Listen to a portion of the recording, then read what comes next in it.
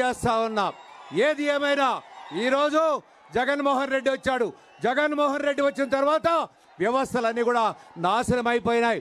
అదేవిధంగా ఈ ప్రాంతంలో అనుబంధ సమస్యలు కూడా రావాల్సి ఉండేవి. కానీ ఈ వైఎస్ఆర్ పార్టీ వచ్చిన తర్వాత జే ట్యాక్స్లకు భయపడి పరిశ్రమలను కూడా పారిపోయినాయని సందర్భంగా తెలియజేస్తా ఉన్నా.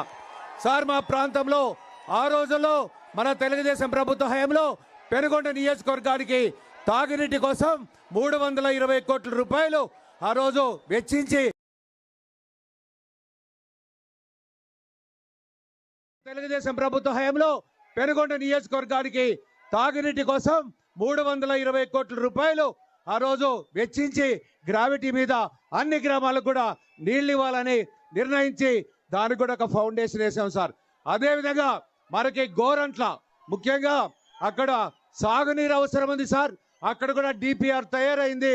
తర్వాత మన ప్రభుత్వం వచ్చిన తర్వాత మన ప్రభుత్వం ఓడిపోయింది కాబట్టి దాన్ని కూడా వాళ్ళు మర్చిపోయినారు సార్. కాబట్టి ఎప్పటికీ ఈ ప్రాంతం చంద్రబాబు నాయుడు గారికి ఎప్పటికీ రుణపడి ఉంటామని సందర్భంగా తెలియజేస్తా ఉన్నాం.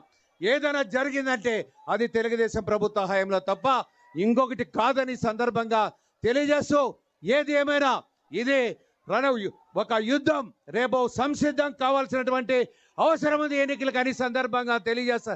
సిద్ధంగా ఉన్నారా లేదా? సిద్ధంగా ఉన్నారా లేదా? అదేవిధంగా 14 స్థానాల్లో కూడా తెలుగుదేశం పార్టీ రేపరేపలు ఆడాలి.